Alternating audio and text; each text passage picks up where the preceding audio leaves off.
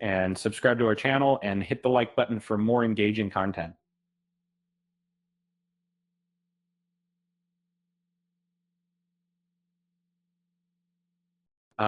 As a movie enthusiast, I've witnessed the rise and fall of numerous franchises over the past few decades.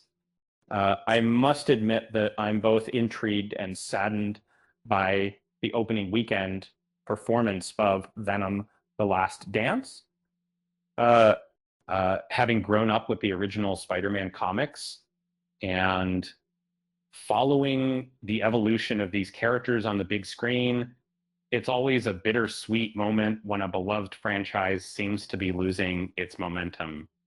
That um, in its opening weekend, Venom: The Last Dance has achieved the lowest box office figures in the franchise's history.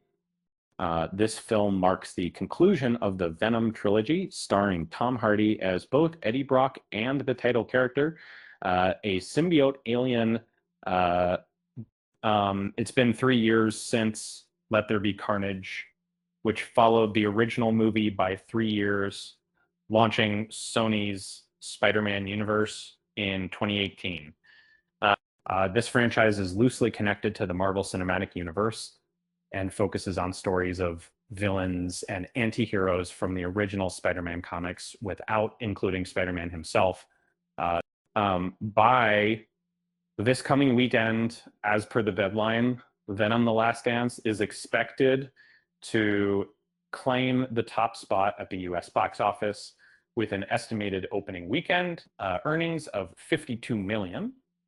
Um, uh, However, it's essential to note that this represents a record low for the Tom Hardy series, 630. In contrast, the first movie launched with $80.2 million in 2018. And even Let There Be Carnage managed to debut with an impressive $90 million, despite the challenging box office conditions of 2021. Due to the pandemic, what this opening weekend means for Venom: The Last Dance, uh, and despite experiencing a significant drop in earnings compared to the initial two movies during its opening weekend, the box office performance of Venom: The Last Dance remains relatively secure. It's expected to gross over $180 million worldwide this weekend, putting it on course for profitability, given that it was produced at approximately $120 million, just slightly more than Let There Be Carnage's budget of $110 million. There is still potential for it to perform, as well as its break-even point might be roughly around the $300 million mark.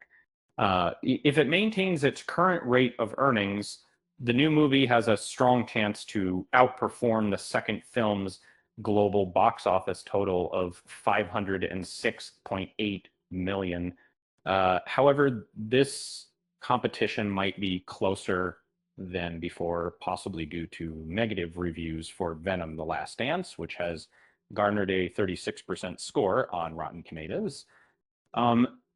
Yet it appears to be in a better position compared to other Sony Spider-Man films not featuring Venom, such as Morbius and Madam Web, 11%, which opened with $39 million, $15.3 million respectively.